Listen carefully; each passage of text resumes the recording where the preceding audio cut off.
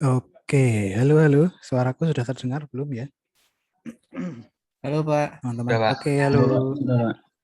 Oke, ya, oke. Halo teman-teman semuanya ya. Mungkin saya buka deh. Tadi saya belum membuka kelas ya. Assalamualaikum warahmatullahi wabarakatuh. Waalaikumsalam Waalaikumsalam warahmatullahi warahmatullahi wabarakatuh. wabarakatuh. Saya, saya sambil minum dulu ya. Oke, mungkin saya mengucapkan dulu ya selamat datang ya teman-teman di mata kuliah Fisika Bangunan kelas F ya teman-teman ya. Selamat beraktivitas perkuliahan kembali setelah berlibur panjang ya. Eh, saya tidak tahu pasti apakah ini benar kelas semester kalian ini memang belum pernah tatap muka ya di kampus ya. Semua via Zoom terus ya. Ya, Online Pak. semua ya. Iya, Pak. Oke. Wah, oke, nggak apa-apa. Jadi, ya oke. Jadi mungkin ini juga barangkali satu kelas belum ada yang kenal juga. Baru pertama kali juga, teman-teman. Satu kelas dengan teman-teman yang lain ini. Ada Iya, Pak. 45 ya. 40. Oh, oke, boleh nih. Nanti kenalan-kenalan aja di WhatsApp grup gitu mungkin. Kan ini profil picture-nya udah ketahuan nih mana yang cantik-cantik, mana yang ganteng-ganteng gitu. Ya, misalnya. Kelihatan nggak ya? Oh, enggak deh, enggak pada pakai profil picture. Ya, oke deh. Sudah pada join WhatsApp grup, teman-teman? Iya, Pak. Sudah, Pak. Udah ya? Oke. Oke, sip. Karena nanti instruksi mungkin informasi juga itu akan disampaikan juga di WhatsApp grup ya, selain perkuliahan di Zoom ini. Oh iya, saya tuh lupa, mungkin ada yang belum pernah ketemu saya ya di mata kuliah di kampus gitu. Ke kampus saja kan belum pernah ya, jangan-jangan ya. Belum pernah lihat kelasnya kayak gimana. Belum ya, Pak? Belum pernah ya? Oke, nggak Baru apa-apa. lewat, Pak. Baru lewat aja. Oke. Ya udah nggak apa-apa. Eh ya udah, kita tuh juga berharap pandemi ini segera berakhir ya teman-teman ya. Semoga perkuliahan berjalan normal kembali gitu. Karena saya juga menyadari kalau kuliah online itu juga sebenarnya di satu sisi menyenangkan sih. Maksud saya nggak usah mandi kan, nggak usah pakai celana panjang, pakai koloran aja misalnya. Ya, lebih menyenangkan juga, fleksibel waktunya. Tapi di satu sisi juga interaksinya itu kadang-kadang juga menyulitkan, koordinasinya juga kadang-kadang susah. Jadi beberapa materi atau kesempatan pembelajaran itu saya prefer juga ketemu langsung gitu. Ya, ini juga kaitannya nanti mungkin juga mata kuliah fisika bangunan. Mungkin teman-teman akan merasa kesulitan ya ketika mungkin harus install software gitu mungkin ya, cari masternya gitu dan lain sebagainya. Oh ya, tadi perkenalkan ya, nama saya Pak Hendro Triadiantoro, atau bisa dipanggil Pak Hendro aja, boleh silakan. Saya itu kebetulan banyak mengajar di semester 3 ya, 3, 4 dan 5. Jadi saya jarang sekali ketemu dengan mahasiswa semester 1, semester 2 gitu. Jadi ya saya semester 3, semester 4, semester 5. Oke, jadi semester 3 itu tahun kedua ya, tahun kedua. Tahun kedua itu tahun-tahun yang kebetulan menurut saya juga tahun-tahun krusial gitu. Mulai menyadari beberapa hal gitu. Aku ini salah jurusan atau enggak ya? Biasanya gitu sih. Atau kalau enggak, tahun-tahun kedua itu tahun dimana mulai menyukai ya. Kan awalnya semester tahun pertama tuh mengenal. Ternyata arsitektur tuh lembur terus ya, misalnya gitu. Tahun kedua, jangan salah nanti lemburnya tambah banyak ya. Enggak. Tahun kedua mulai menyukai sesuatu. Mulai menyukai dengan menggambar misalnya. Mulai menyukai dengan arsitek-arsitek idolanya gitu. Sudah mulai mengenal dosen-dosen yang bagus, yang disukai gitu biasanya ya tahun kedua. Tapi juga biasanya tahun kedua itu tahun-tahun seleksi alam, saya bisa bilang gitu ya. Seleksi alam karena di sini kebanyakan nilai mata kuliah itu biasanya terombang-ambing gitu. Ada yang kalau sudah menyukai dia nanti nilainya tambah bagus. Tapi kalau yang sudah menemukan ketidaksukaan tuh kadang-kadang nilainya mulai hanyut gitu. Nah, saya harapkan juga teman-teman di arsitektur UTY ini fisika bangunan kelas F khususnya itu jangan sampai seperti itu ya.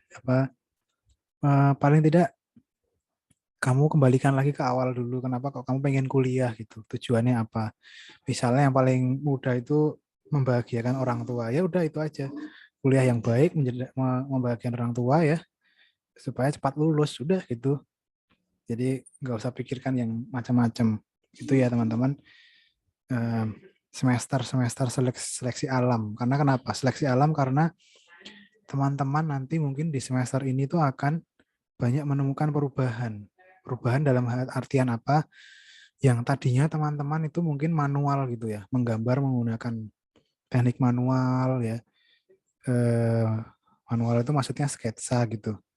Di semester ini teman-teman itu nantinya akan diharuskan menggunakan software, menggunakan digital gitu. Nah, mungkin ini nih perubahan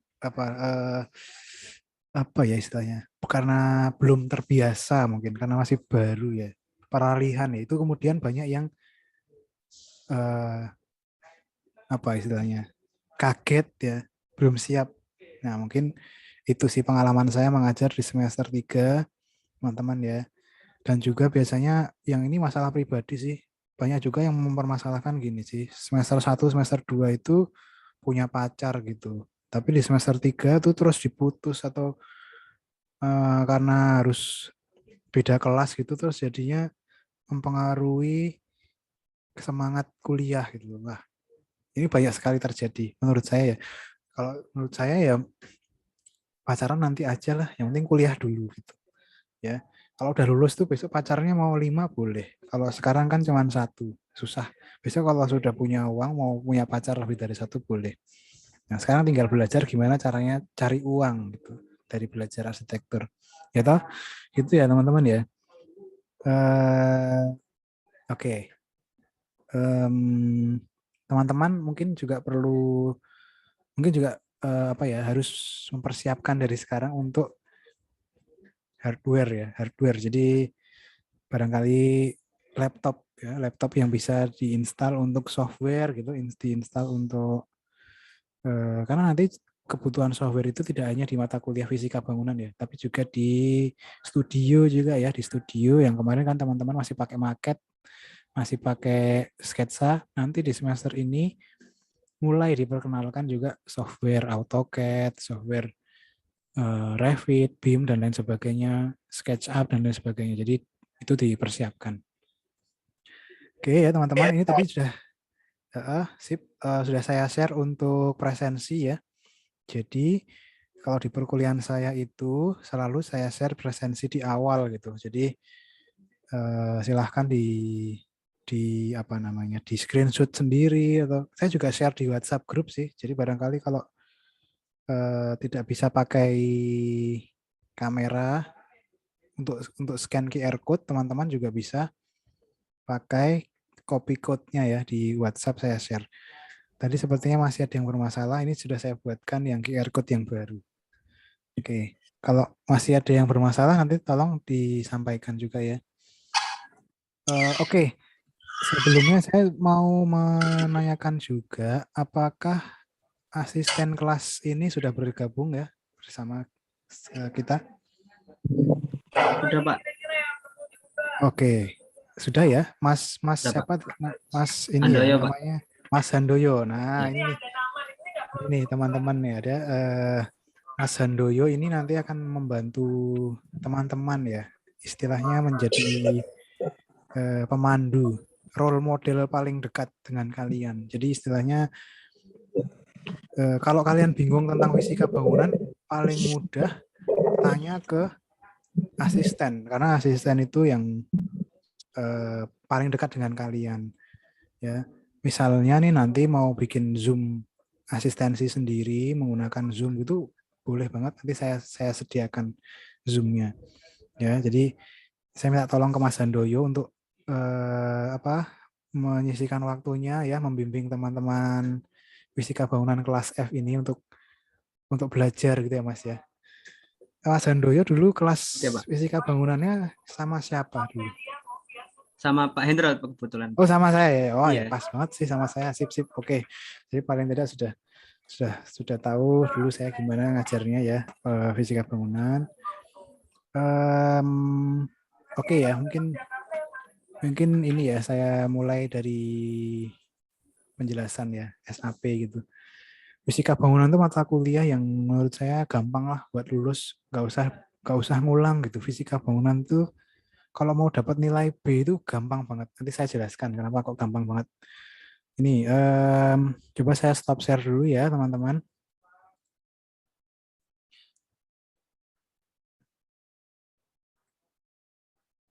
Oke, sebentar saya stop share dulu. Nah, mungkin sebelum saya masuk ke SAP, saya juga perlu sampaikan teman-teman untuk join e-learning. Nah, ini nih mungkin juga perlu dicek ya, teman-teman e-learning. Silakan akses ke e-learning UTY, e-learning.uty.ac.id. Di sini ada kelas fisika bangunan kelas F ya. Fisbang F gitu atau search aja fisika bangunan F di sini. Nah, di sini teman-teman perlu masukkan enrollment key. Enrollment key-nya adalah Fisbang F. Oke. Kalau saya lihat di sini yang sudah masuk di e-learning sudah sebanyak 37 mahasiswa ya. Nah, totalnya kalau tidak salah kita itu satu kelas 45. Jadi mungkin kurang 8 orang ya, kurang lebih 8 orang. Nah, mungkin kalau ada yang belum join ya silahkan join karena nanti penugasan ya, pengumpulan materi semua itu dilakukan di e-learning ini. Gitu. Mas asisten sudah join belum ya? Mas Handoyo? Oh, kebetulan belum, Pak. Ini lagi Belum. masih mau Oke, join. ya. Nanti kalau sudah saya dikabari ya. Nanti supaya saya rubah roles-nya di sini. Baik, Pak. Jadi oke. Ya, oke. Ya, teman-teman yang lain mungkin ya yang belum gabung silahkan bergabung. Materi hari ini tugas semuanya akan saya share di e-learning ini. Oke, mungkin ada yang mau tanyakan nggak teman-teman? Sebelum saya lanjut ke SAP. Oke, udah dipahami ya teman-teman ya. Oke, gini deh. Sekarang kita mulai aja ke fisika bangunan SAP. Oke, ini apakah sudah muncul teman-teman? Sudah, Pak. Sudah. Masalah kodenya nggak apa-apa, nggak harus sama. Ini kebetulan tahun lalu, jadi masih kode kurikulum lama. Nggak apa-apa, kurang lebih sama sih. Mata kuliah fisika bangunan ini adalah mata kuliah wajib dari jurusan arsitektur ya. Jadi diharapkan lulus dengan nilai minimal C gitu. Jadi C itu udah lulus mata kuliah fisika bangunan. C cukup, apalagi mau nilai baik lebih mudah lagi nanti nilai baik. Apalagi ini SKS-nya itu 4 gitu. Jadi akan sangat membantu IPK teman-teman gitu ya. Karena kan IPK untuk lulus dari arsitektur di UTY itu minimal 2,8. Mungkin ada yang sudah tahu, mungkin ada juga yang belum tahu ya. Minimal 2,8. Kenapa sih kok harus 2,8? Karena kebanyakan pekerjaan menuntut IPK minimal 2,8. Itu aja paling mudah. Apalagi kalau mau daftar PNS gitu teman-teman ya. Barangkali kan ada yang sudah merencanakan kalau saya mau daftar PNS. Wah, itu IPK akan sangat menentukan sekali. Ya, jalur umum itu 3, misalkan 3, sekian. Kalau mau yang jalur cum laude, IPK-nya harus di atas 3,5. Nah, silakan teman-teman atur dari sekarang, mumpung masih tahun-tahun awal gitu ya. Mulai merencanakan studinya supaya bisa dapat IPK atau nilai yang memuaskan gitu. Ya, teman-teman. Lebih bagus lagi cum laude gitu. Oke. Ini teman-teman fisika bangunan. Ini mungkin informasinya sudah disampaikan mungkin ya di di apa namanya di prodi ya, di via Mbak Zura atau Pak Murwantoro gitu ya. Ini adalah dosen yang mengampu di fisika bangunan. Ini mungkin yang bisa kita lihat kalau di sini saya mengampu 3 kelas. Jadi tadi pagi saya sudah mulai mengajar kelas A, kemudian ini dilanjutkan kelas F gitu. Kemudian saya juga ngajar kelas B di hari Jumat. Berikutnya yang lain, mungkin dosen-dosen yang lain teman-teman mungkin juga sudah mengenal ya. Ada Pak Murwantoro, ini banyak mengajar di semester 1, struktur kalau nggak salah, struktur dan konstruksi gitu. Dan studio juga.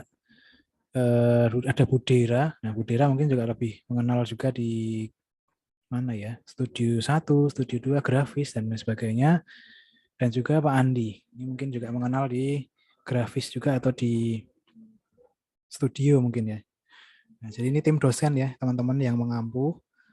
Kebetulan untuk tahun ini yang menjadi koordinator adalah Pak Murwantoro gitu. Jadi nanti informasi-informasi tentang UTS, tentang UAS itu mungkin tidak bisa saya sampaikan sekarang karena menunggu dari koordinator. Tapi kalau melihat dari tahun lalu mungkin bisa saya sampaikan ya. Kebetulan tahun lalu koordinatornya adalah saya gitu.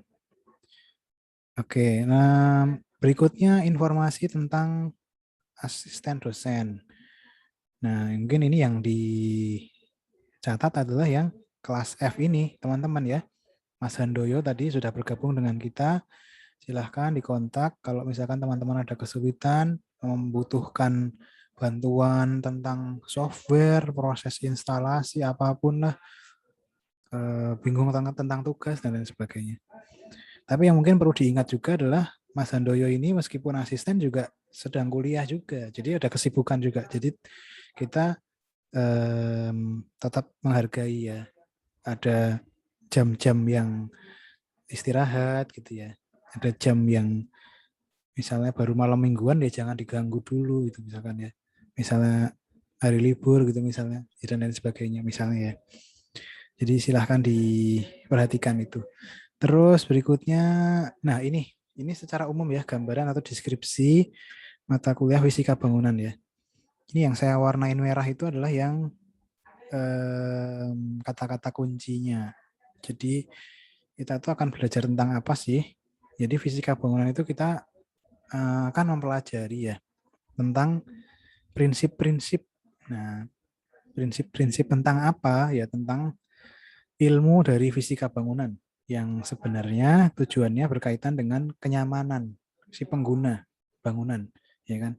Arsitek itu kan mendesain bangunan, mendesain untuk menciptakan kenyamanan. Nah, kenyamanan dari segi fisika bangunan nanti banyak tuh, nanti kita pelajari. Nanti saya coba tunjukkan deh.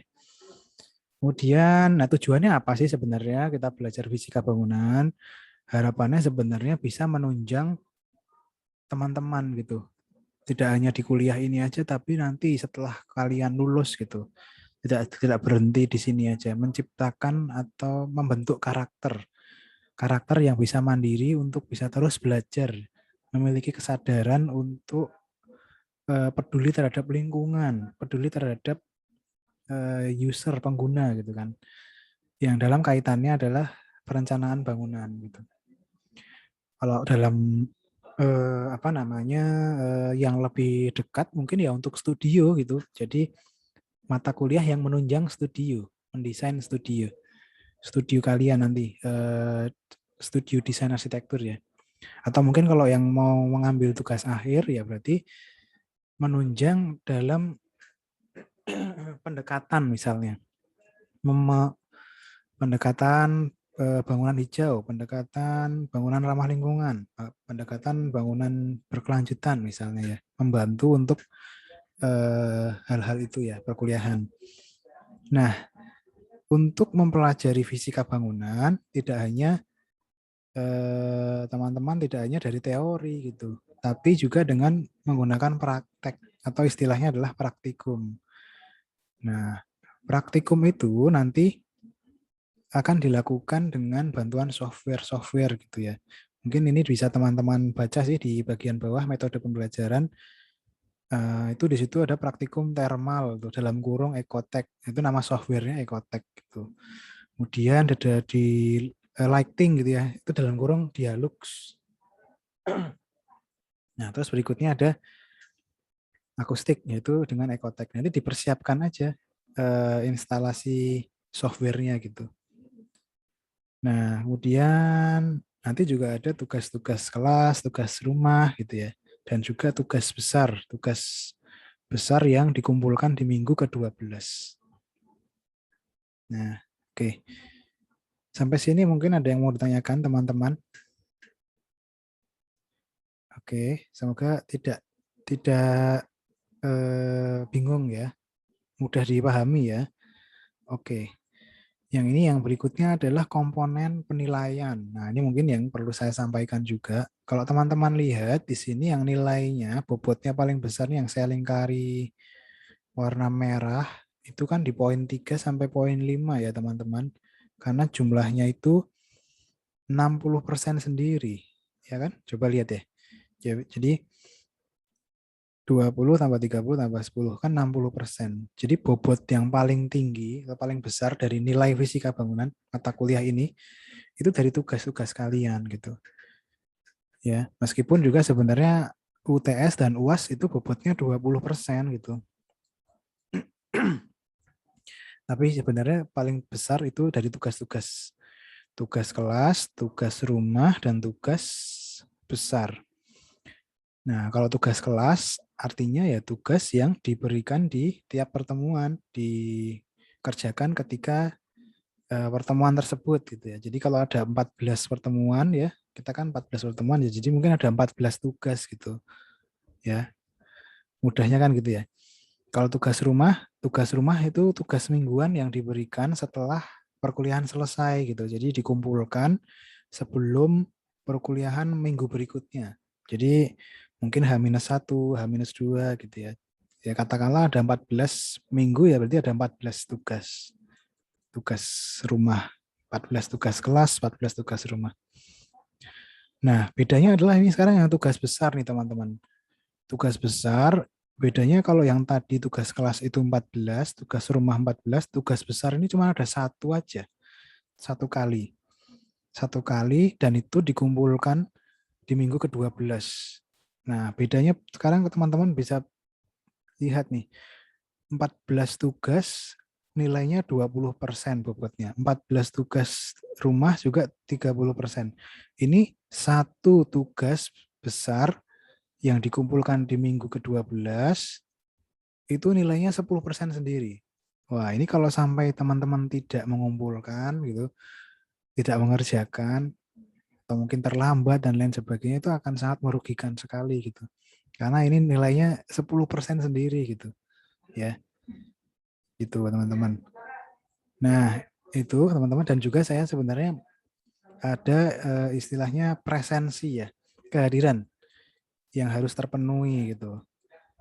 Karena saya tadi memberikan kemudahan presensi di awal ya 30 sampai 45 menit ya. Jadi saya rasa 75% kehadiran ini sangat mudah gitu. 75% dari 14 atau minimal itu 11 kali kehadiran. Ya.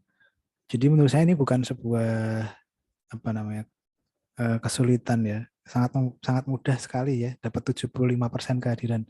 Apalagi ini kuliah online gitu. Kamu tinggal presensi terus kamu tinggal mandi, kamu tinggal makan tuh boleh nggak masalah. Yang penting presensi gitu. Yang penting presensi minimal tercukupi. Tugas-tugasnya kamu kumpulin. Tadi makanya saya bilang untuk lulus mata kuliah fisika bangunan itu mudah. presensi terpenuhi, tugasnya kamu mengerjakan. Udah selesai, minimal B nanti. Ya kan? B itu nilai yang sangat mudah sekali didapat di fisika bangunan, apalagi kalau mau dapat nilai A gitu.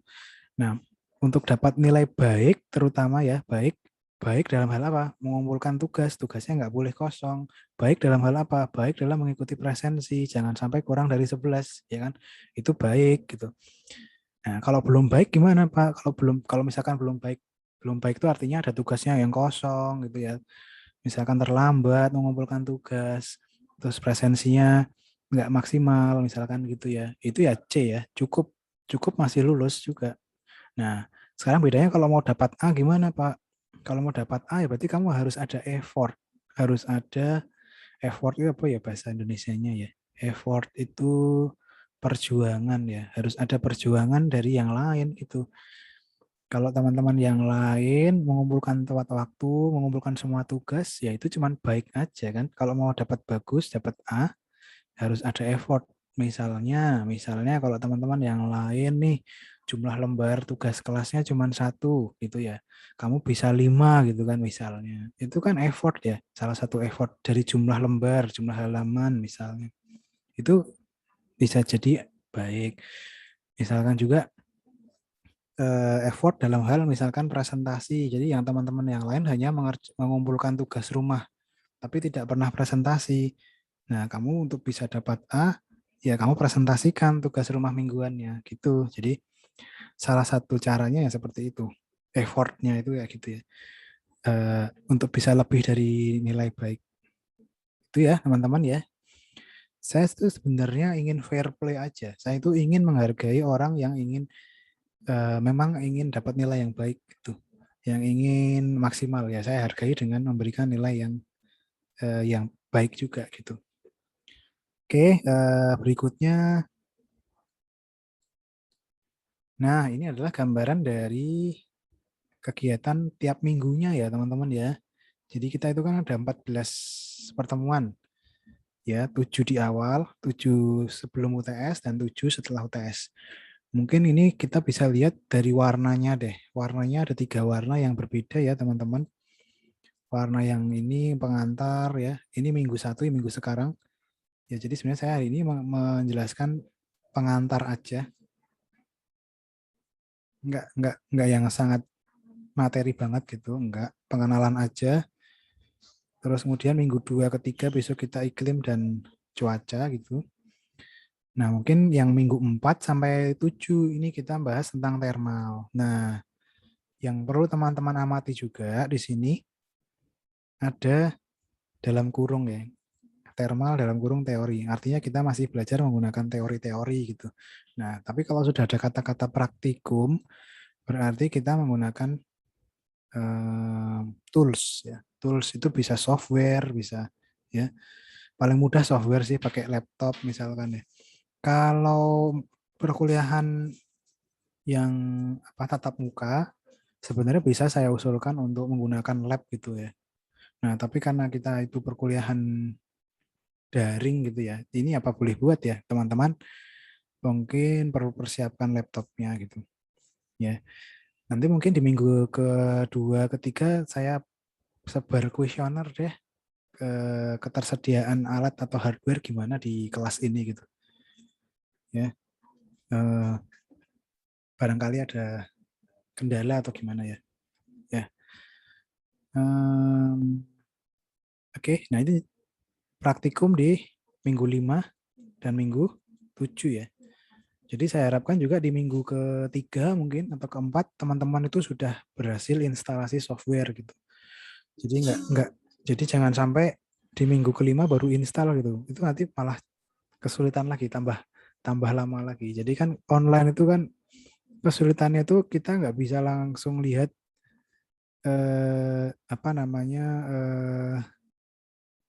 pengajarnya gitu, tutorialnya. Jadi nanti juga bisa teman-teman lihat dari YouTube ya, tutorial di YouTube atau di channel saya gitu sudah ada beberapa rekamannya gitu. Belajarnya nggak harus dari channel saya, boleh dari manapun gitu. Silahkan. Oke, berikutnya untuk UTS, ini kalau tahun lalu aplikasi rekayasa thermal dalam arsitektur ya. Nanti untuk lebih jelasnya, mungkin saya sampaikan di minggu ke-6 atau 7 gitu deh, setelah dirapatkan sama tim dosen gitu. Oke, berikutnya ini gambaran aja, gambaran perkuliahan. Nah, ini sekarang gambaran perkuliahan yang minggu 8 sampai 14 ya. Nah, ini teman-teman bisa lihat 8 sampai 11. Itu kita akan bahas tentang pencahayaan. Ada pencahayaan alami dan pencahayaan buatan.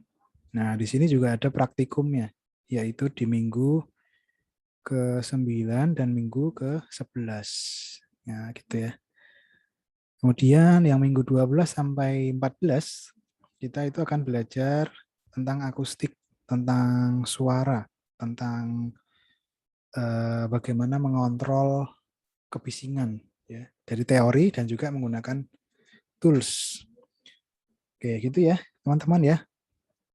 Untuk UAS-nya masih seperti ini, nanti saya sampaikan mungkin di minggu 12 atau di minggu 13. Itu kebanyakan untuk UTS dan UAS itu sifatnya take home sih. Jadi enggak yang ujian mengerjakan ujian di waktu UTS itu enggak, tapi take home. Jadi waktu jadwal UTS tinggal mengumpulkan. Mengumpulkannya nanti ke e-learning atau ke pengumpulan yang diminta gitu. Spreadsheet atau Google Form atau gimana nanti ya. Nah, oke, sampai sini teman-teman ada yang mau ditanyakan terkait teknis perkuliahan, kemudian terkait SAP ini, ada nggak? Sudah ada dapat gambaran ya sekarang ya kuliahnya ya? Saya mau izin bertanya. Iya, silahkan. Silahkan Mas, Eh, siapa namanya? Mas, saya Aditya Firmansyah, Pak. Gimana Mas? Boleh silahkan.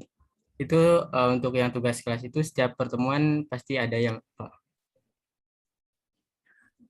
Kalau dari tahun lalu setiap pertemuan ada tugas kelas dan dikumpulkan di hari yang sama. Jadi tidak selalu di akhir jam perkuliahan, tapi dikumpulkan di hari yang sama dengan kuliahnya. Ya, ini mungkin nanti kita sepakati deh, boleh mau di jam berapa, boleh di gitu sih, Mas.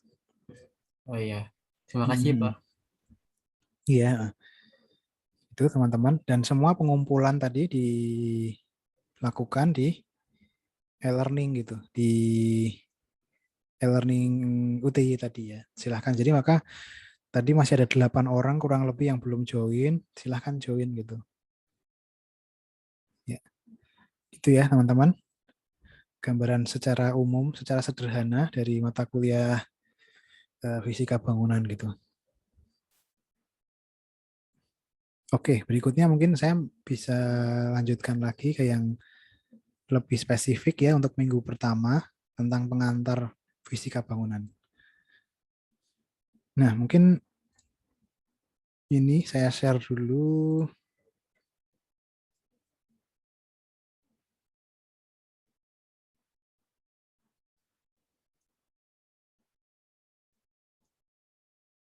Oke, sudah muncul ya teman-teman ya?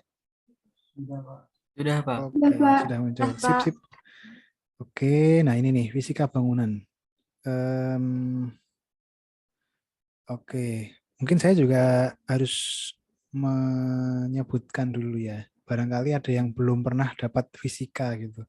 Karena kan fisika itu kan identik dengan dulu waktu SMA gitu ya, SMP ada nggak sih fisika? Saya sih ingatnya fisika tuh di SMA gitu sih. SMA yang kemudian jurusan IPA gitu. Nah, kalau misalkan SMK ada fisika nggak ya? Ada Pak di awal Ada. doang tapi Oh, oke, oke. Kalau yang ada nggak yang belum pernah dapat fisika di SMA, di SMK? Mungkin jurusannya IPS itu mungkin ada nggak? Nggak apa-apa sih, nggak masalah. Mungkin ada ya dari teman-teman ya.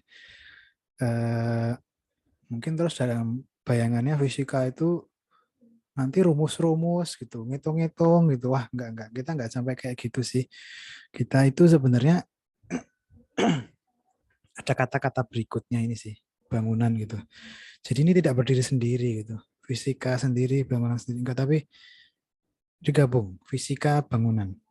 Jadi ya tidak semua rumus dipakai. Mungkin ada rumus, mungkin menghitung tetap ada sih menurut saya menghitung, karena untuk mendapatkan kenyamanan, ya kenyamanan itu kan ya dihitung ya, misalnya gitu. Oke deh, coba saya bahas deh. Fisika bangunan, fisika ini mungkin tadi sudah saya sampaikan di awal-awal tadi ya, prinsip-prinsip. Jadi kita tuh sebenarnya belajar prinsip-prinsipnya aja, nggak sampai yang terlalu detail gitu. Prinsip-prinsip ilmunya tentang fisika bangunan gitu. Tujuannya menciptakan kenyamanan. Nah, kenyamanan itu kata kunci ya, kenyamanan. Ini tadi sudah ya, bobot penilaian. Ini kalau ini sebenarnya rules untuk ketika kuliah luring sih atau pertemuan di kelas. Tapi ini sepertinya tidak relevan lagi ya. Karena kan ngapain gitu kita maksimal 15 menit. Nggak ada sih ini menurut saya. Paling kalau misalkan kamu terlambat hadir masuk Zoom, paling kamu nggak dapat informasi apa ya, informasi di awal perkuliahan itu aja sih. Toh juga presensi menurut saya tadi dibagikan di WhatsApp grup juga gitu loh. Jadi maka tadi kalau saya minta 75% kehadiran itu sangat-sangat wajar gitu ya. Dan sangat mudah gitu presensi 75% ya.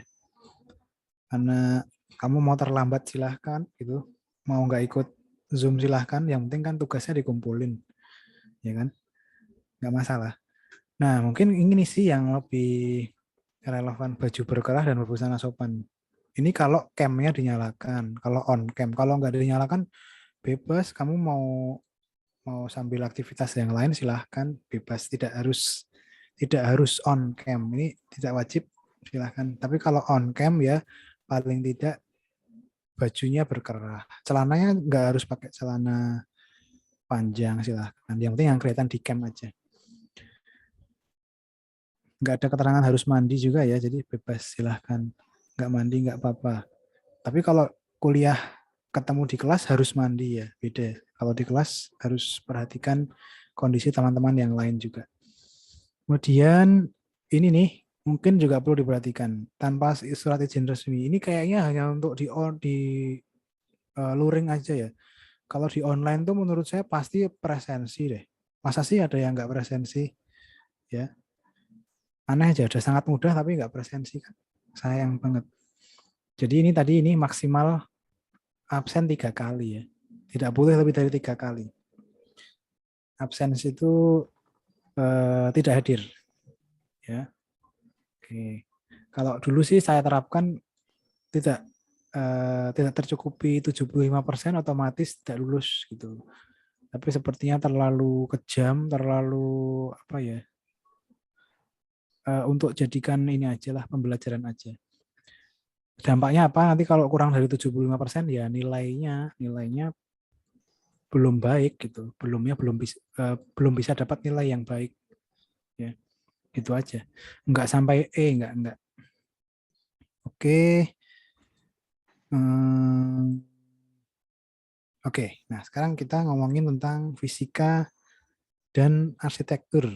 Karena bangunan itu kan bagian dari arsitektur ya. Secara umum, arsitektur gitu ya. Fisika dan arsitektur. Ini nih gambarannya ya, fisika bangunan. Langsung terlihat ya, ada gambar gitu, ada diagram gitu. Kalau teman-teman lihat dari gambar ini apa sih yang apa namanya tervisualkan gitu, yang teman-teman tangkap itu apa? Gambar apa sih ini menurut teman-teman? Sedang menjelaskan apa gitu, tahu nggak? Sirkulasi udara. Oke, boleh sirkulasi udara. Apalagi? Sirkulasi Pencahayaan. udara tadi. Pencahayaan, boleh. Tergambarkan dengan apa? Oh ya, gimana Mbak? Boleh? Alam. Mempengaruhi kondisi sebuah bangunan. Oke, boleh. Benar. Tervisualkan dengan Kalau tadi ada yang bilang angin tadi, di sini tervisualkan dengan bentuk apa sih? Yang bagian mana? Panah, Pak. Panah ya. Kalian boleh pakai annotate juga loh. Bisa nggak? Kalau mau pakai annotate biar dicoret-coret gitu. Jadi boleh silahkan. Oh ini ya, panah ini ya. Yang warna biru ini ya. Bener ya? Ya, Iya, Oke. Pak. Ya, Pak. Oke, ada lagi? Selain itu, ada angin, ada apa lagi? penghawaan. Penghawaan. Heeh. Ditunjukkan dengan apa? Gambar apa gitu? Oh, Ayah Mhm. Ding. Shading, shading gimana? Boleh? Yang mana? Gambar yang mana sih shading itu? Kalian bisa pakai annotate nggak? Atau perlu saya setting ya? Jadi biar bisa dicoret-coret gitu. Kalau mau pakai annotate. Shading ya, ini ya shading ya. Nah, ini shading. Shadingnya horizontal gitu ya. Jadi ada elemen-elemen gitu ya. Kalau ini kalian pernah mengamati nggak? Ini tuh apa sih? Yang saya lingkarin ini. Terus ada ini gitu. Itu apa sih? Namanya apa tuh? Notasi ya. Pernah tahu nggak notasi? Ini kan sebenarnya gambar potongan ya, teman-teman ya. Jadi ini kan sebenarnya notasi gambar potongan gitu. Oke. Sebenarnya ini suara saya terdengar enggak ya, teman-teman? Dengar, Pak. Dengar, Pak. Oke ya, terdengar ya, Dengar, jelas ya. Pak. Oke ya, sip. Saya khawatirnya ini terputus atau gimana. Ini ya, jadi kelihatan ada angin yang masuk karena ada arahnya gitu ya.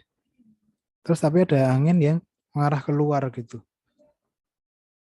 Warnanya beda, merah. Nah, ini namanya diagram, teman-teman. Ini namanya diagram konseptual. Konseptual itu artinya imajinatif gitu ya. Belum tentu terjadi. Tapi ini menurut bayangan si penggambarnya itu seperti ini gitu, memvisualkan. Maka kita tuh akan banyak berkomunikasi dengan gambar. Terutama kita arsitektur ya. Gambar itu akan banyak berbicara daripada paragraf-paragraf tulisan-tulisan panjang gitu. Dengan gambar, idenya bisa tersampaikan, analisisnya bisa tersampaikan. Ini kan salah satu cara menganalisis gitu dengan gambar. Tapi kemudian ketika ditanya apakah ini sesuai dengan kondisi nyata, belum tentu karena ini konseptual gitu. Ya kan? Masa iya sih, apa iya sih angin itu bentuknya seperti ini? Angin itu bisa dirasakan tapi nggak kelihatan gitu. Jadi kalau fisika bangunan itu belajar sesuatu yang kadang-kadang nggak kelihatan tapi bisa kita rasakan ya gitu. Angin, suara, panas, cahaya ya kelihatan tapi nggak bisa dipegang gitu. Nah ini kan juga matahari, cahaya arah datang sinar matahari ya terhalangi oleh shading gitu kan. Kemudian tidak terkena sinar matahari atau mungkin yang shading di bawahnya. Nah, shadingnya tidak horizontal tapi dia diagonal dan banyak gitu, sirip-sirip. Nah, dari sini kita juga bisa belajar ternyata shading itu macam-macam ya. Bentuknya, jenisnya, materialnya, mungkin nanti juga ukurannya dan lain sebagainya. Gitu ya. Oke, ini jadi ini namanya diagram visual gitu. Pohon ini diilustrasikan dengan warna hijau dan lain sebagainya. Sebenarnya tujuannya adalah untuk memudahkan, menjelaskan gitu ya. Menggambarkan analisis. Nah, seperti itu. Oke. Berikutnya, nah, kalau tadi kita udah ngomongin diagram tadi ya, tentang fisika bangunan gitu. Ini beberapa contoh output ya, dari teman-teman mahasiswa di UTY sih, lebih khususnya tentang fisika bangunan. Ini contoh-contohnya. Jadi teman-teman bisa lihat di sini, ini angkatan 2015. Wah, ini sudah lama banget gitu. Harusnya sih sudah lulus ya, sudah hampir 6 tahun yang lalu gitu. Kita bisa lihat analisisnya produknya masih manual gitu ya, masih istilahnya masih sketsa gitu ya. Menggambarkannya juga pakai warna-warni, matahari ya kan, ini cara dia menjelaskan analisis ya. Masih banyak paragraf-paragraf gitu kan. Ya, nggak apa-apa, ini cara-cara yang mahasiswa yang masih tahun 2015 gitu. Coba kita lihat lagi yang lain. Oh ya, di sini dia mencoba menjelaskan apa sih? Dia mencoba menjelaskan rekayasa termal yang dilakukan di bangunan ini. Ya, ada bukaan, ada menggunakan material beton, kaca, dan lain sebagainya gitu ya. Menjelaskan dengan gambar gitu. Oke, berikutnya, nah ini contoh yang lain lagi ya. Output menganalisis gitu. Kalau tadi full manual ya, teman-teman bisa lihat. Kalau ini sekarang sudah mulai mengkombinasikan, ada istilahnya apa ini ya, clipping gitu ya, menempel gambar dari print gitu ya, kemudian ditambah dengan olahan-olahan sketsa gitu, yang dia mencoba menjelaskan tentang apa sih ini, tentang pencahayaan. Nah ini menjelaskan pencahayaan tapi dari gambar 2 dimensi. Apa yang terjadi ya, gambarnya garis-garis kayak gini Mas Mbak. Padahal cahaya itu kan bentuknya 3 dimensional ya. Ya, jadi kalau kamu menjelaskan cahaya secara 2 dimensi ya jatuhnya seperti ini. Hanya dari arah-arah aja. Tapi nggak bisa dijelaskan intensitasnya bagaimana. Intensitas itu jadi kan cahaya itu ada kuat intensitasnya ya. Berapa lux gitu, ada satuannya gitu. Nggak bisa tersampaikan kalau dari gambar seperti ini. Tapi ya mungkin bisa menyampaikannya dari arah datang cahaya, elemen yang memasukkan cahaya apa saja gitu, yang memantulkan cahaya apa saja. Ini kan air ya, air memantulkan cahaya. Jadi analisisnya ya masih terbatas gitu ya. Jadi kita bisa lihat kalau menganalisis tanpa ada bantuan alat ya, dengan menggunakan software gitu, itu ya terbatas dari apalagi si imajinasi si penggambarnya gitu, kan belum tentu semua orang bisa menggambar ya, jadi terbatas sekali gitu. Nah ini mau saya tunjukkan aja tiap tahun gitu ya. Nah ini mungkin udah mulai berkembang lagi, ada digitalnya digabungkan dengan manual gitu ya. Cuman kemudian yang saya kritisi di sini itu lebih ke penggunaan elemen-elemen untuk menjelaskan. Misalnya ini deh. Wah, ini beberapa kali saya melihat ini tuh seperti meteor ya, bukan matahari. Jadi kayak mungkin nggak perlu gitu. Mungkin yang perlu ditunjukkan itu malah ini aja, arah-arahnya aja. Kita kan sebenarnya bisa kasih notasi ya. Di sini garis ini warnanya apa, menjelaskan apa gitu. Ya ini ada sun, itu wind, shading. Malah ini sepertinya nggak begitu perlu ya. Malah terlihat seperti meteor gitu mungkin. Ya itu ya, subjektivitasnya di analisis menggunakan ini manual. Mungkin ada yang merasa ini bukan meteor Pak, ini tuh apa ya, Saturnus atau planet atau apa mungkin misalnya. Oke, berikutnya ini masih manual juga ya. Mencoba menjelaskan akustik. Wah, apalagi nih, bagaimana caranya kamu menjelaskan akustik yang bisa didengar tapi nggak kelihatan? Gimana caranya ya? Susah ya kalau pakai analisa manual seperti ini. Mungkin yang bisa tersampaikan adalah elemen-elemen yang memantulkan suara, elemen-elemen yang bisa menyerap suara, kayak seperti tanaman, dinding, dan lain sebagainya. Tapi terpantulkan atau tidak kan kita nggak bisa ya. Belum tentu, belum valid ya. Jadi itu teman-teman, ada kekurangan ya pasti.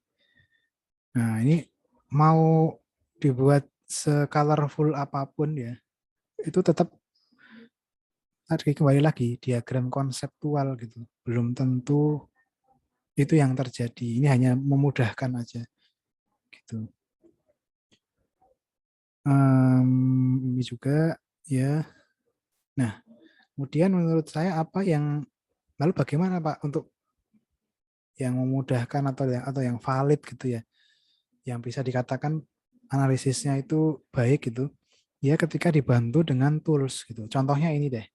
Ini adalah kalkulator kenyamanan atau comfort kalkulator ya di sini ada tulisannya. Jadi ini dari software gitu, software kalkulator yang kita tinggal masukkan beberapa input, misalnya kegiatannya ya, kegiatannya apa, kecepatan anginnya berapa, ya, kemudian temperaturnya berapa. Ini parameter-parameter ini diisi gitu. Kemudian kita bisa dapatkan kesimpulan bagaimana keadaan atau kenyamanan di ruangan tersebut. Misalnya ini dari gambar ini. Ya, teman-teman di sini. Setelah diisikan parameter-parameter di atas tadi, ternyata orang yang dissatisfied itu tidak terpuaskan atau tidak nyaman ya. Hanya sebesar 5% gitu. Dari 100% hanya sebesar 5%. Artinya bangunan ini sudah nyaman gitu. Nanti kalau seandainya angka ini semakin besar gitu ke arah kanan ya melebihi angka 2 kan artinya sudah di atas warm ya. Itu juga sudah tidak nyaman. Ya. Begitu juga dengan ketika nanti ke arah kiri gitu. Di bawah -2. Itu juga tidak nyaman. Nah, ini kebetulan hasil kalkulatornya menunjukkan dia posisinya berada di netral gitu atau posisinya nyaman. Ini ya, pakaiannya pakai pakaian bisnis, pakai terus kemudian aktivitasnya sedentary, kecepatan anginnya pakai yang barely noticeable. Nah, ini kemudian hasilnya ini. Gitu ya. Ini salah satu menurut saya hasil analisis yang lebih valid gitu daripada yang gambar-gambar tadi misalnya. Boleh nggak Pak tetap menggunakan gambar? Boleh, cuman kan ada keterbatasan gitu. Nah, kemudian apalagi ya ini berikutnya. Nah, ini nih. Nah, ini nih. Ini adalah salah satu contoh produk ya simulasi gitu yang kemudian bisa membantu menjelaskan ya kondisi dari bangunan yang sedang dianalisis. Jadi bangunannya itu bisa saja bangunan yang sudah terbangun, ya, kemudian di redraw gitu secara digital, ya, atau malah desain juga bisa. Jadi tidak harus selalu bangunan yang sudah terbangun, bisa juga desain yang akan terbangun gitu, yang akan dikerjakan. Nah, ini tuh istilahnya kayak kita tuh bisa juga menganggap seperti dokter ya. Dokter kita itu kan akan selalu percaya apa yang dikatakan dokter ya. Ketika dokter mengatakan bahwa kamu setelah diobservasi menggunakan stetoskop di perutnya gitu, disentuh pakai stetoskop, oh ini masuk angin gitu. Ya, itu kan kamu percaya kan? Karena observasi dokter itu menggunakan alat gitu, menggunakan stetoskop. Atau yang mungkin yang baru-baru ini saya nganterin istri saya ke dokter kandungan ya pakai ke dokter Obsgins, ke USG apa ya. Itu kalau misalkan saya diceritain, oh ini bayinya laki-laki gitu. Tanpa di USG saya nggak percaya dong. Kok bisa tahu dia cowok? Masa hanya sekedar pegang-pegang perut terus kemudian ketahuan itu cowok? Ya kan nggak meyakinkan ya. Kok bisa tahu gitu. Nah, ternyata pakai USG kan langsung ditunjukkan, oh ini loh kepalanya di sini, oh ini loh tangannya, jarinya, ini sedang tidur, kelihatan tuh secara langsung pakai alat. Nah, itu kan akan lebih valid ya, lebih meyakinkan gitu. Nah, sama simulasi ini atau alat bantu tools simulasi ini sebenarnya tujuannya untuk mempermudah gitu. Mempermudah mengidentifikasi apa? Mengidentifikasi kemungkinan-kemungkinan atau masalah yang mungkin terjadi di bangunan gitu. Ya, misalnya saja nih dari gambar-gambar ini gitu. Dari gambar ini kan ada perbedaan-perbedaan warna gitu ya. Nah, yang artinya nanti kalau warnanya semakin terang gitu, semakin banyak mendapatkan panas atau misalkan gitu ya. Nah, dari situ kan kita bisa lebih mudah untuk menjelaskan gitu kan. Oh, ternyata sisi bangunan sebelah barat itu, ini misalnya di gambar yang bawah sini, itu lebih banyak terkena sinar matahari dibandingkan sisi sebelah utara misalnya. Nah, terus kemudian kita bisa memberikan saran, memberikan apa namanya, perlakuan gitu terhadap hasil simulasi tersebut. Nah, ini nih yang budaya ini nih yang menurut saya harusnya di apa mulai dilakukan gitu oleh mahasiswa. Jadi mahasiswa itu kan kebanyakan selama ini ketika mendesain itu kan tidak berdasarkan data, hanya berdasarkan intuisi. Intuisi itu perasaan gitu. Iya kalau itu benar gitu. Ya kan? Tidak selalu benar, kadang-kadang ya perasaan itu, logika aja kadang-kadang masih belum tentu benar. Nah, ini dengan adanya simulasi gitu ya, dengan adanya pembelajaran fisika bangunan dengan praktikum ini, harapannya itu kemudian nanti teman-teman ketika mendesain itu setidaknya melakukan ini gitu ya, memvalidasi desainnya sendiri lah untuk bisa mendefense, untuk bisa mempertahankan idenya ya. Ketika ditanya apa benar sisi apa benar nanti pencahayaannya sudah cukup, pencahayaan alamiah ditunjukkan dengan simulasi gitu misalnya gitu ya. Dan juga sebenarnya selain itu saya tuh melihat perkembangan arsitektur ya teman-teman sekarang. Jadi tuntutan sekarang untuk jadi seorang arsitek itu tidak hanya bisa menggambar aja. Nah, ini yang mungkin perlu teman-teman ingat ya. Kalau cuman menggambar tidak harus jadi arsitek. Drafter aja, nggak harus kuliah arsitektur. Tapi kalau kamu mau bisa mendesain ya, kamu jangan cuman sekedar menggambar, tapi bisa mendesain, bisa menentukan alternatif mana yang lebih baik gitu. Jadi tujuannya itu untuk mendapatkan alternatif yang terbaik dari desain gitu ya. Nah, dengan bantuan tools seperti ini. Oke, ini contoh-contoh hasil simulasi, kemudian contoh yang lain. Nah, ini simulasi tentang pencahayaan. Nah, tadi yang saya bilang cahaya itu bisa terlihat tapi tidak bisa dipegang, tidak bisa dirasakan di mulut ya, tapi panasnya terasa gitu. Nah, kalau teman-teman lihat ini di sini adalah pencahayaan apa nih? Pencahayaan buatan ya. Jadi kelihatan lampunya, perletakan lampu ya. Ini teman-teman lihat perletakan lampu ini mempengaruhi persebaran pencahayaan. Ini ya, warnanya kan beda-beda nih. Jadi ini ya, ketika lampunya diletakkan, dipindahkan nanti pasti ini berubah lagi. Nah, tugas kita setelah mengetahui hasil simulasi ini apakah sudah menyebar dengan baik, apakah semua area sudah mendapatkan pencahayaan yang baik gitu ya. Nah, dari gambar-gambar ini kita bisa menganalisis gitu teman-teman. Ya. Kemudian contoh yang lain lagi ini. Nah, ini nih. Ini juga pencahayaan ya, pencahayaan buatan juga. Ini yang kemudian menurut saya penting banget juga di studio.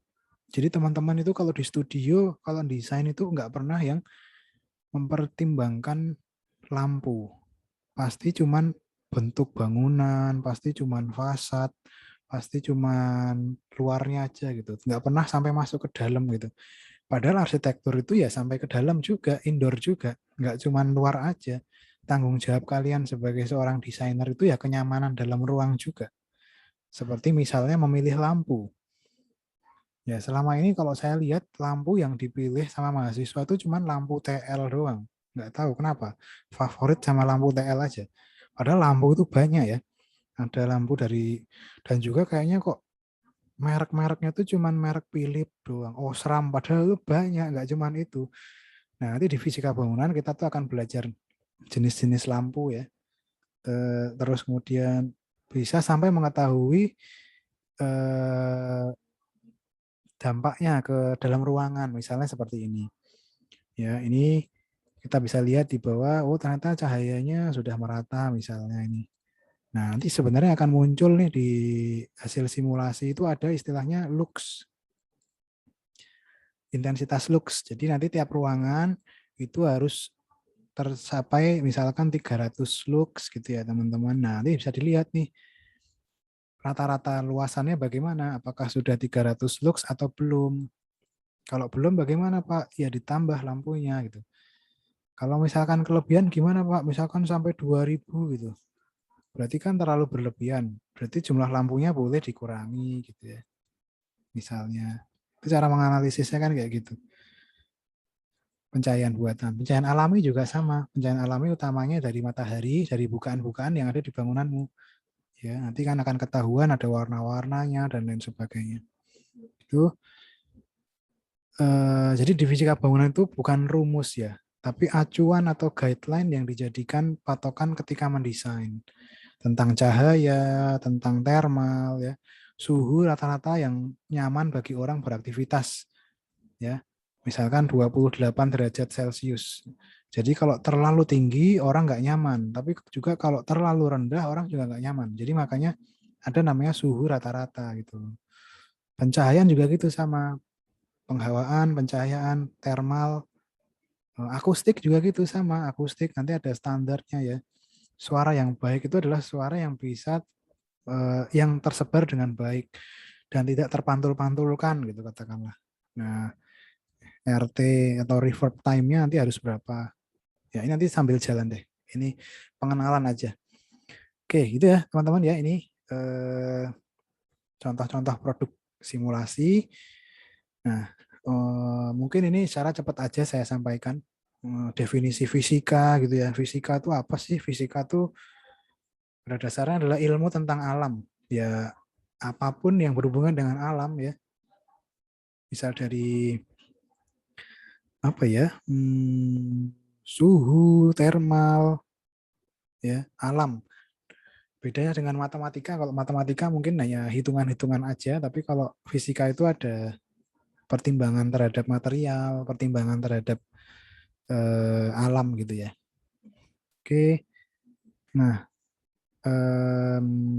ini beberapa teori-teori di fisika, nggak usah terlalu diperhatikan, ini nggak dibahas juga di arsitektur.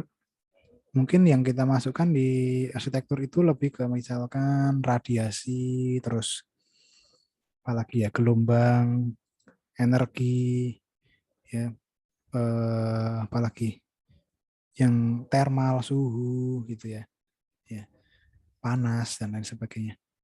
Itu.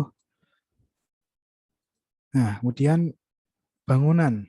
Nah, tadi fisika udah bangunan. Bangunan itu apa sih? Bangunan ini yang saya warnai warna kuning itu kata-kata kuncinya. Jadi bangunan itu bisa berupa ya elemen terdiri dari dinding atau dan atap. Ya, bangunan bisa disebut rumah, bisa disebut gedung yang sebenarnya tujuan utamanya sebagai infrastruktur gitu. Yang tujuannya apa? Tujuannya sebagai tempat berlindung. Nah, berlindung dari macam-macam, dari cuaca, dari hewan buas, dari apalagi ya, hujan, dari dan lain sebagainya. Mungkin teman-teman pernah dengar kata-kata nomaden ya. Nomaden itu kan istilah untuk orang yang berpindah tempat dari tidak pernah menetap dari satu tempat ke tempat yang lain itu berpindah-pindah. Nah, nomaden itu kalau kamu amati bangunan atau tempat tinggalnya pasti tidak pernah dibuat permanen gitu. Pasti dari benda-benda yang bisa dibongkar. Jadi dari tenda gitu ya kan nggak pernah tuh nomaden tapi bentuk castle kayak gini kan atau kerajaan kayak gini kan nggak pernah ya. Pasti dari misalkan dari kainnya itu dari kulit binatang misalnya ya. Nah, itu kenapa kok dia pakai kayak gitu? Karena memang ketersediaan di lokasi tempat dia berada gitu dan juga teknologinya gitu. Maka kemudian berpindah-pindah gitu. Nah, kalau sekarang kita lihat nih di gambar ini gitu. Dari gambar ini kan sebenarnya kita bisa lihat ya dua gambar yang sangat berbeda sekali gitu. Mungkin sama-sama bangunan gedung rumah, mungkin sama-sama rumah, tapi karena lokasinya berbeda gitu ya. Kita bisa lihat dampaknya dari nih, coba lihat pemilihan bentuk atap misalnya, pemilihan material, apalagi ya, misalnya ada banyak sekali tanaman yang dimasukkan ke dalam unsur. Nah, beda dengan yang gambar di bawahnya ini ya, karena sepertinya yang tersedia di sana hanya lumpur mungkin ya, pasir. Ya, jadi ya material-material yang digunakan pun juga material yang tersedia gitu. Bentuk-bentuknya juga bentuk-bentuk masif gitu ya, enggak yang elemental atap sendiri, dinding sendiri, enggak semuanya sama gitu.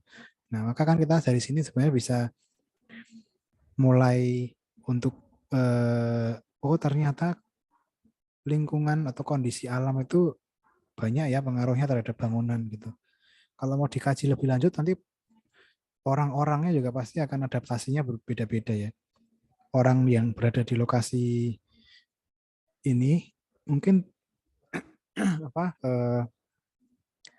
namanya kegiatan-kegiatannya masih bisa di dalam ruangan gitu ya. Karena tidak terlalu panas. Mungkin kalau yang seperti ini mungkin akan lebih banyak di luar ruangan mungkin gitu ya. Karena aktivitasnya kenyamanan aktivitasnya tidak nyaman ketika di dalam ruangan gitu, panas sekali misalnya. Nah, oke. Terus berikutnya, nah fisika bangunan. Lalu kemudian apa fisika bangunan itu? Ya tadi prinsip-prinsip, mempelajari prinsip-prinsip tentang fisika bangunan. Nah, kalau di arsitektur ada prinsip namanya Vitruvius, segitiga Vitruvius. Mungkin masih ingat ya di semester 1. Intinya arsitektur itu harus memenuhi 3 hal ini. 3 hal ini yang pertama adalah usefulness atau kegunaan atau fungsi. Bangunan itu harus berfungsi dengan baik, ya kan? Ya kan? Kemudian yang berikutnya, bangunan itu harus firmitas, memiliki firmitas atau sturdiness. Jadi harus kuat, tidak hanya berfungsi dengan baik tapi harus kuat terhadap strukturnya gitu. Nah, yang ketiga, bangunan harus juga mempertimbangkan apa nih di arsitektur? Estetika. Jadi itulah kenapa kalau orang-orang arsitektur, orang-orang di arsitek itu punya pertimbangan estetika dalam merancang. Estetika itu misalnya gini, simetris, terus pola ya, keberulangan, dominasi, itu kan salah satu bagian dari estetika. Maka kemudian muncul nih teman-teman mulai menyadari atau enggak ya, kalau bangunan-bangunan pemerintahan, bangunan-bangunan yang apa namanya pendidikan itu pasti estetikanya formal gitu. Formal itu dalam artian bentuknya simetris ya kan, besar, gagah gitu ya. Tapi beda kalau bangunan-bangunan museum atau bangunan-bangunan komersial yang harus menjual misalnya mall, museum itu kan bentuk-bentuknya lebih fleksibel, ya toh? Tidak selalu simetris, tapi bisa bermain bentuk, bisa bermain warna gitu ya. Nah, itu terus kemudian memunculkan apa sih? Citra. Nah, ini citra. Persepsi ya tadi. Jadi arsitektur itu punya tujuan dalam merancang, tidak hanya sekedar menggambar, tapi punya tujuan, punya apa namanya prinsip yang harus dicapai gitu ya. Dari citra, dari image, dari dan lain sebagainya. Nah, kalau dikaitkan dengan fisika bangunan, sama tujuan yang ingin dicapai ketika mendesain itu kenyamanan dari segi fisika, yaitu misalkan dari kenyamanan termal, ya kan, kenyamanan dari energi, gitu, energi yang ramah lingkungan, energi yang low energy, ya, ramah apa namanya hemat energi gitu. Kemudian juga ramah dari material yang bisa di reuse, recycle, reduce, dan lain sebagainya. Pencahayaan juga. Nah, jadi kalau kita ngomongin fisika bangunan, maka sebenarnya nanti prinsip apa saja kenyamanannya ya. Kenyamanan dari segi thermal, energi, material, pencahayaan, akustik, ya, dan lain sebagainya. Ya, oke. Itu teman-teman, ini gambaran secara umum. Sampai di sini mungkin ada yang mau ditanyakan nggak? Semoga nggak bingung ya, karena ini masih awal, ini belum masuk materi sebenarnya, masih sangat awal sekali gitu. Semoga mudah dipahami. Oke, berikutnya mungkin bisa saya lanjutkan deh kalau gitu.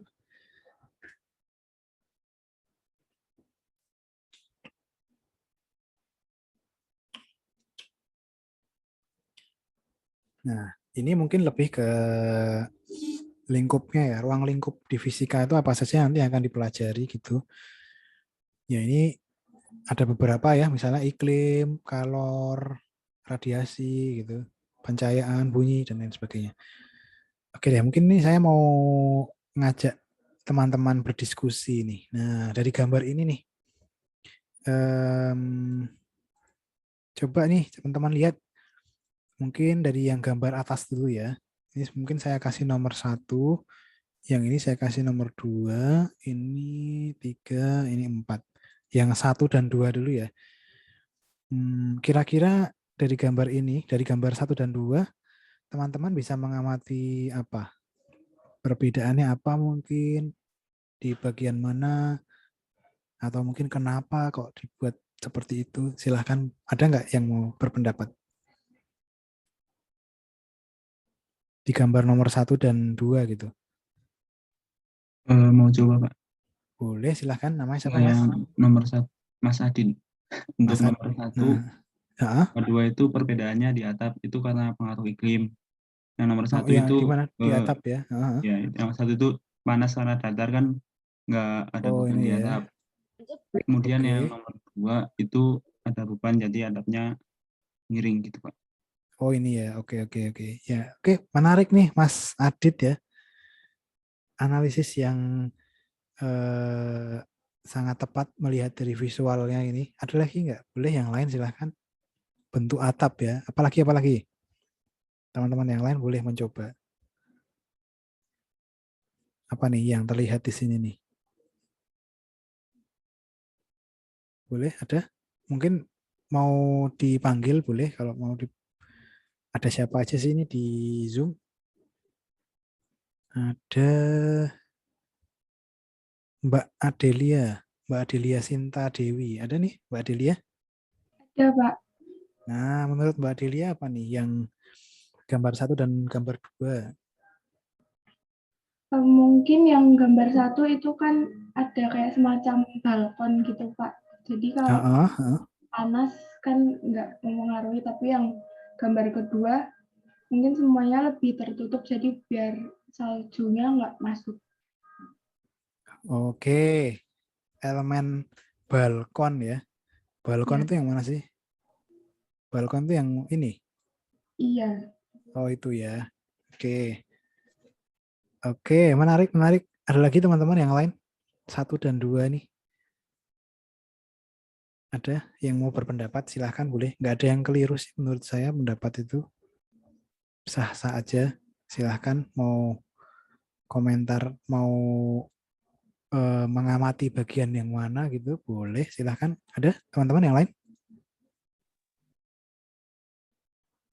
Mungkin teman-teman bisa lihat dari apa ya? Dari materialnya gimana materialnya? Kalau dari nomor 1 materialnya kira-kira apa sih?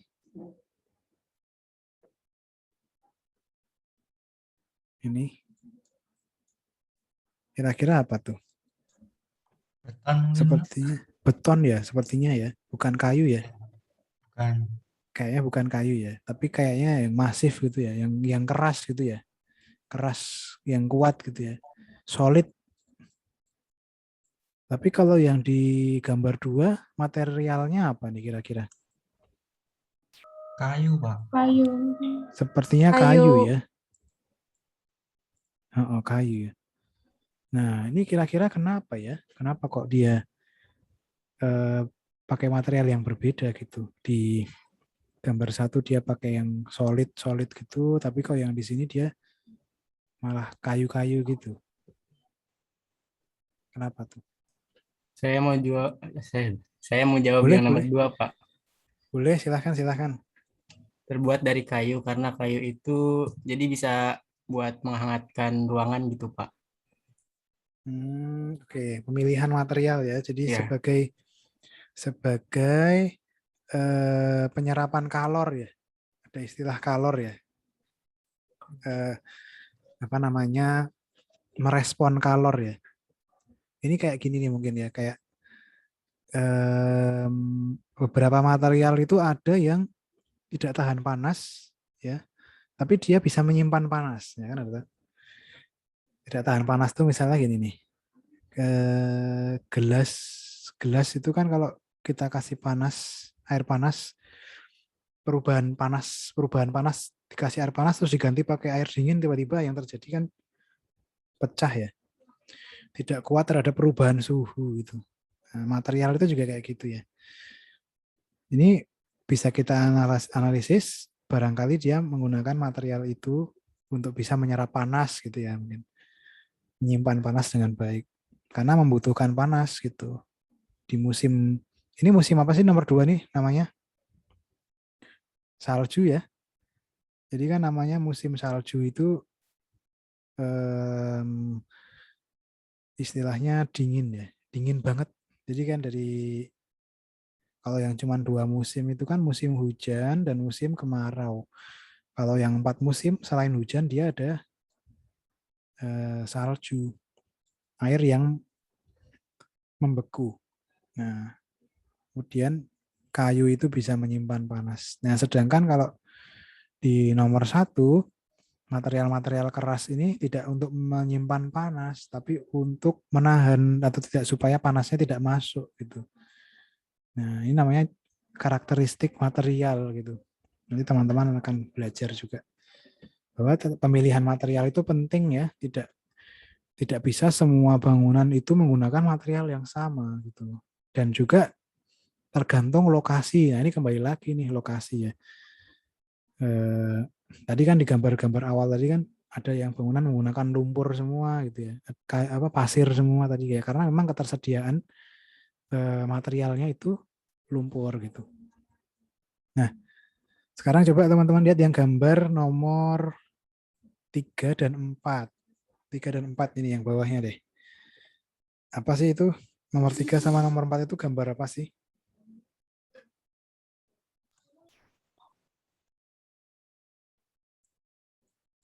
Gimana? Nomor 3 itu gambar apa sih, Mas, Mbak? Gambar badai, Pak. Suhu ekstrim.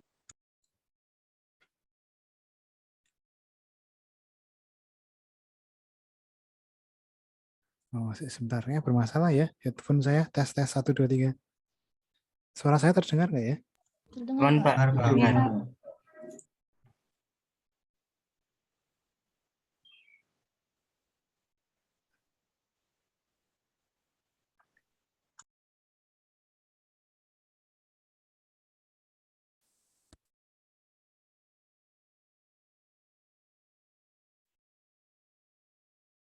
Tes. Oke. Suara saya terdengar nggak ya, Mas? Dengar, Pak. Benar, Pak. Oke. Nah, apa gimana perbedaan yang nomor 3 dan nomor 4? Di nomor 3 itu apa sih? Gambar apa sih? Apa nih? Pohon apa nih? Pohon kelapa. Pohon kelapa ya. Pohon kelapanya kenapa nih? Terkena Ini angin mungkin. yang kencang, Pak. Iya, terkena Badai. badai. Ambruk ya. Sampai ambruk gitu. Kalau pohon aja bisa ambruk berarti anginnya kencang banget ya, Mas ya? Ya enggak? Pohon kelapa yang apa namanya kuat gitu, pohon palem yang kuat itu aja bisa ambruk. Berarti kan kecepatan anginnya kencang sekali, bisa sampai berapa kilometer per jam gitu. Nah, dan di sini juga ada air ya. Ini air ya, danau misalnya, danau buatan dan lain sebagainya. Nah, kalau yang nomor 4 ini apa nih? Gambar apa nih? Ini ada yang tahu nggak? Ini rumah apa sih? Rumah adat apa nih? Joglo. Joglo ya. Nah, benar, rumah adat Jawa, joglo. Identik dengan apa? Identik dengan bukaan-bukaan yang besar gitu. Identik dengan penggunaan material-material kayu ya. Kayu-kayu alami gitu. Ya. Coba sekarang teman-teman bayangkan joglo ini ya, yang seperti ini. Ini mungkin masih modern ya, kalau udah pakai keramik. Tapi kalau joglo-joglo yang masih tradisional kan dia full ya, alami ya. Pakai gedek, pakai misalnya pakai kayu dan lain sebagainya. Coba sekarang dipindah ke lokasi ini gitu. Ke lokasi nomor 3. Apa yang terjadi itu teman-teman nanti? Rumah joglonya. Ambruk, Pak. Ah iya benar Ambruk, banget. Pak. Terbawa Ambruk angin. masih bagus. Nah, terbawa angin bener. Pindah tempat nanti dia Mas. Jadi ya teman-teman bisa bayangin ya, apa yang akan terjadi dengan bangunan seandainya semuanya copy paste gitu. Copy paste itu apa ya? Copy paste itu tidak ada apa istilahnya penalaran dalam kontekstual lokasi gitu. Maka saya bisa bilang kalau namanya bangunan itu unik. Tiap bangunan itu unik, sama kayak orang ya. Orang itu tiap orang nggak ada yang sama, pasti unik. Uniknya di mana? Ya uniknya dalam merespon alam ya, dalam bentuknya, dalam materialnya, dalam menciptakan kenyamanan gitu. Nah, tuh kayak gitu teman-teman. Oke.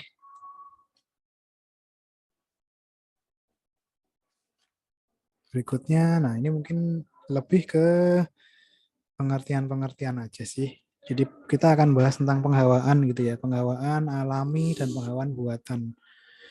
Penghawaan alami ya utamanya menggunakan dari bukaan gitu ya, dari pasif desain gitu. Maka kalau kita bilang penghawaan alami yang baik itu didapat dari desain yang baik ya. Karena bukaan itu kan didapat dari desain ya. Ya, bukaan-bukaan jendela seperti ini. Beda kalau penghawaan buatan. Penghawaan buatan bisa saja dia tambahan gitu, tidak selalu direncanakan di awal gitu.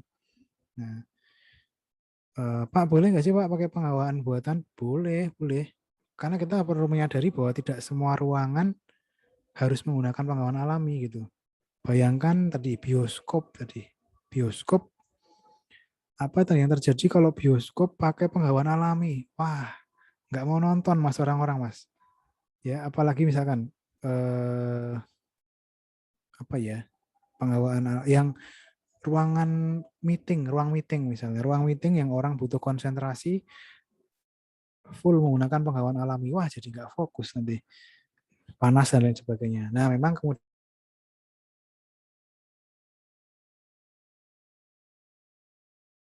perlu dipertimbangkan tahap perancangan, jangan sampai gitu ya. Oke berikutnya apa lagi ya? Oh ini gambaran aja sih.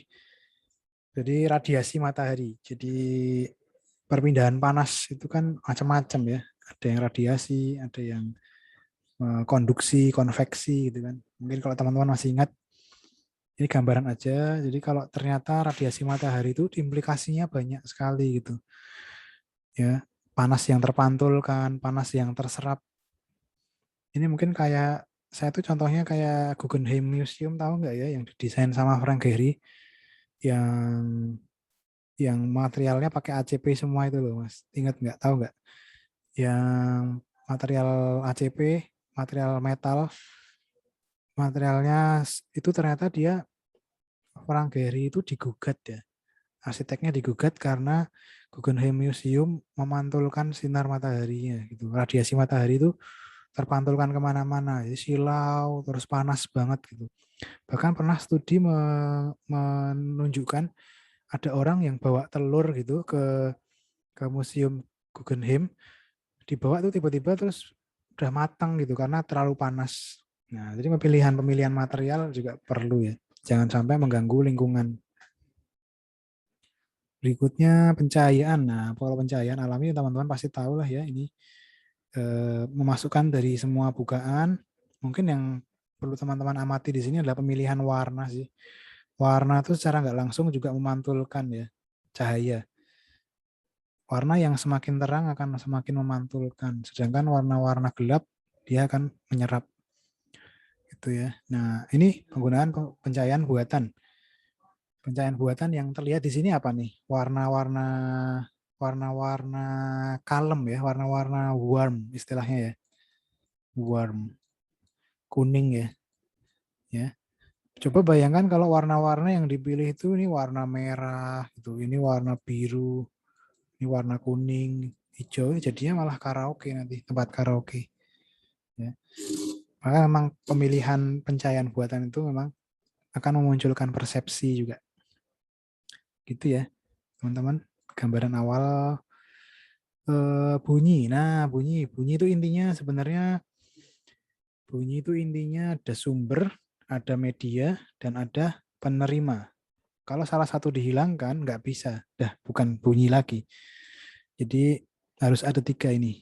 Nah, kalau di arsitektur, yang kita olah ya mungkin di 2 hal ini, sumber dan medianya. Sumber, misalkan peletakan sumber suara, ya di ujung, di tengah, dan lain sebagainya. Media perambatan suaranya, misal nanti suaranya dipantulkan melalui ceiling. Ceiling itu apa ya? Ceiling itu plafon misalnya. Ya. Terus mungkin temboknya juga bergelombang. Mungkin kayak ada peredam suara gitu ya di studio dan lain sebagainya. Nah, kalau penerima kita nggak bisa mengolah apa-apa karena ini dari orang ya. Mungkin hanya letaknya aja, letak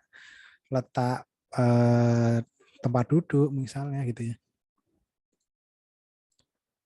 Nah, akustik juga dari eksterior dan dari interior. Ini teman-teman bisa lihat, misalnya aja penataan akustik di eksterior, rekayasa akustik ya di eksterior dengan menggunakan tanaman. Kalau teman-teman amati kan ini tanamannya lebih ke tanaman-tanaman dengan daun-daun yang melebar gitu ya, menghalau akustik. Nah, sedangkan kalau dalam ruangan ini lebih ke material ya, materialnya nih. Nah, itu ya, itu teman-teman. Mungkin ini ya. Kalau ini lebih ke ini sih, hanya grafik aja. Jadi kapan sih kita sebaiknya memunculkan alternatif itu atau memunculkan pengambilan keputusan ya di tahap awal. Karena semakin efektif. Kalau kamu sudah masuk ke tahap pembangunan, sebaiknya sudah nggak berubah lagi gitu. Bentuk udah bukaan sudah sesuai besarannya dan lain sebagainya. Tahap-tahap awal itu memang tahap-tahap banyak revisi gitu. Tahap-tahap mencari alternatif yang tepat. Ya. Berdasarkan grafik ini kita bisa mengatakan itu. Oke, berikutnya apa lagi nih? Ini mungkin kayak tingkatan-tingkatan aja ya dalam pendekatan perancangan. Jadi kalau tingkat 1 itu kita mungkin merancang di bagian bukaan-bukaannya, bentuk-bentukan gitu ya, volume. Tapi kalau di tingkat 2, tingkat berikutnya kita sudah mulai memasukkan unsur energi gitu. Terus tingkat ketiga tentang utilitas, tentang HVAC gitu dan lain sebagainya. Ini mungkin cuma informasi aja kalau ternyata dari ini data ya, data menunjukkan bahwa sektor yang paling banyak menggunakan energi di negara Amerika Serikat itu bangunan. Jadi kalau kemarin ada isu global warming itu, teman-teman mungkin masih ingat ya, itu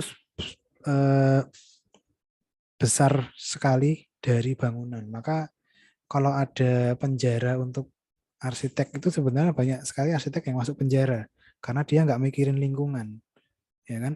Selama ini kan penjara itu cuman ngurusin pidana dan perdata, tapi nggak pernah ada penjara untuk orang yang merusak lingkungan. Nah, sebenarnya arsitek tuh penjahat juga kalau ada penjara, banyak arsitek masuk penjara ya. Ini karena dari bangunan energi itu apalagi dari penghawaan ya, pemanasan energi listrik itu banyak merusak lingkungan. Ini berdasarkan sumber ya, jadi bukan mengada-ada gitu. Ini beneran.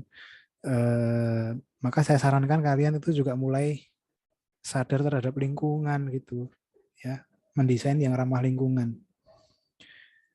Ini tadi mungkin ini penjelasan secara sederhana aja. Perpindahan panas tadi ya, selain radiasi itu ada konveksi dan konduksi. Ini gambarnya seperti ini. Mungkin ini aja sih menurut saya pengenalan pengantar. Setelah ini mungkin teman-teman bisa lanjut diskusi gitu ke teman-teman di kelas untuk mengerjakan tugas gitu ya. Sebelum saya sampaikan tugas kelasnya, mungkin ada yang ingin ditanyakan teman-teman terkait penjelasan saya hari ini, kali ini. Ada nggak? Semoga tidak membingungkan ya. Semoga masih mudah dipahami gitu. Ya ini tugas kelasnya teman-teman. Silahkan dicatat, di screenshot, ditulis ya. Ada tiga pertanyaan yang saya berikan untuk tugas kelas. Nanti ini sekarang jam berapa ya? Aku tinggal setengah jam lagi. Kayaknya nggak cukup ya waktunya kalau untuk ngerjain tugas kelas. Jadi mungkin nanti saya undur aja. Dikumpulkan di jam 3 sore gitu ya. Di e-learning gitu, jam 3 sore. Silahkan, ini teman-teman boleh berdiskusi di WhatsApp group. Buatlah rangkumannya. Ya. 3 pertanyaan. Jadi yang pertama, jelaskan pentingnya penerapan fisika bangunan sebagai komponen perencanaan arsitektur. Saya paling mudah itu kalau dijelaskan dengan gambar. Jadi bukan dengan paragraf yang panjang, tapi dengan gambar. Studi kasus bangunan misalnya. Ya, contoh-contohnya kayak tadi deh, kayak di gambar-gambar awal tadi loh. Kita kan membandingkan, mengkomparasikan beberapa kasus bangunan ya. Nah, itu bisa juga kalian lakukan di tugas ini gitu. Ya. Menerapkan fisika bangunan sebagai komponen perencanaan arsitektur. Di bagian mana aja sih fisika bangunan itu? Ya. Terus yang nomor 2, jelaskan faktor yang mempengaruhi kenyamanan. Kenyamanan pengguna dalam bangunan. Tadi mungkin di awal juga sudah sempat saya ceritakan kenyamanan itu ada macam-macam ya. Dari segi thermal, dari segi pencahayaan, dari segi penghawaan, akustik, ya kan. Nah, kamu jelaskan aja tuh standarnya ada nggak sih nilai-nilai yang dijadikan patokan misalnya. Ya, nyaman secara thermal itu ketika berapa sih? Nah, faktor-faktornya misalnya, ya, gitu ya, teman-teman. Terus yang terakhir, teman-teman perlu menceritakan pengaruh letak dan posisi geografis dalam perencanaan arsitektur. Nah, ini tadi sudah kita bahas bareng-bareng juga.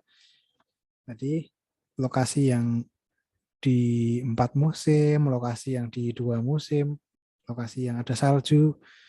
Bedanya dengan lokasi yang tidak ada salju apa sih bangunannya?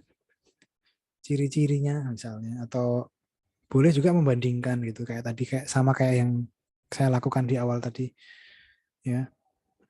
Misalnya dari bentuk atapnya tadi ada yang bilang gitu ya, dari materialnya, dari elemen-elemen bangunan yang lain, shading dan lain sebagainya, mungkin ada yang berbeda gitu ya. Silahkan teman-teman itu boleh berdiskusi satu kelas, tapi yang mengumpulkan adalah masing-masing individu. Jadi tugasnya dikumpulkan oleh masing-masing di e-learning ya. Diskusinya boleh di satu kelas, boleh diskusi.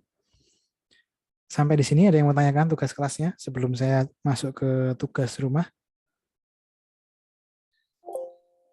Mas, saya mau tanya, Pak. Tanya, Pak. Ya, silakan. Ya, silakan. Ya, silakan, Mas.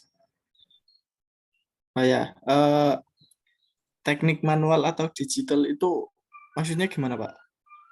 Oh, ini cara ngumpulin tugasnya aja. Jadi, karena nanti pada intinya akan dikumpulkan di e-learning. Jadi silahkan kalau misalkan kamu mau manual tuh sketsa gitu maksudnya harus bisa di-scan, di-foto, terus bisa di-upload gitu.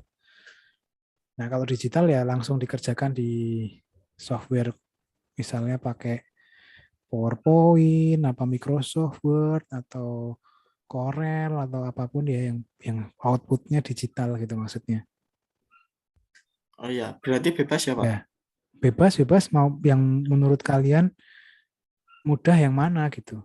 Kalau memang mudah di sketsa ya monggo silahkan. Yang penting nanti ketika dikumpulkan itu terbaca ya. Jadi tulisannya. Jadi kalau saran saya sih jangan cuma difoto tapi di scan gitu. Jadi kelihatan tulisannya gitu. Ya monggo sih menurut kalian mana yang lebih mudah? Ya, terima Ya. kasih Pak. Oke. Ada lagi Pak, mungkin saya izin teman-teman yang bertanya, lain? Pak. Boleh silahkan Mas. Tugas kelas ini dikumpulnya jam berapa ya, Pak? Oke, nah oke deh. Tadi sih saya coba usulkan jam 3 sore, gimana? Terlalu lama atau Ada gimana? matkul ya Pak di sini. Ada kelas ya, Pak. Oh ada mata. Oh oke. Berarti jam 12:30 aja. Enggak ya? Kan malah terlalu cepat ya. Udah jam berapa? Jam 9 malam gitu? Iya Pak. Ya nggak apa-apa Pak. Ya oke. Ya ini kesepakatan aja jam 9 malam di hari yang sama ya. Jadi di hari ini ya. Di hari Senin ini jam 9 malam dikumpulkan di e-learning ya tugas kelasnya. Kalau apa terlambat gimana? Kalau terlambat mengumpulkan gimana? Dikurangi ya nilainya ya. Jadi supaya saya menghargai teman-teman yang mengumpulkan tepat waktu gitu. Setuju ya? Setuju, Pak. Setuju, Pak. Setuju, Oke, Pak. ya oke, sip. Oke, tugas kelas sudah clear ya. Sekarang ini Pak, tugas. izin bertanya, Pak. Oh iya, silahkan. Untuk jumlah lembar terserah kan, Pak? Jumlah lembar terserah. Bahkan tadi saya bilang semakin banyak lembarnya tuh apresiasi gitu. Semakin banyak lembar berarti kan semakin apa ya? Semakin lengkap misalnya. Misalnya nih mau kan ini ada 3 soal ya. Lembar pertama nomor 1, lembar kedua soal nomor 2, lembar ketiga soal nomor 3 gitu boleh. Atau mau semuanya di 1 lembar itu boleh, nggak masalah. Ya, bebas.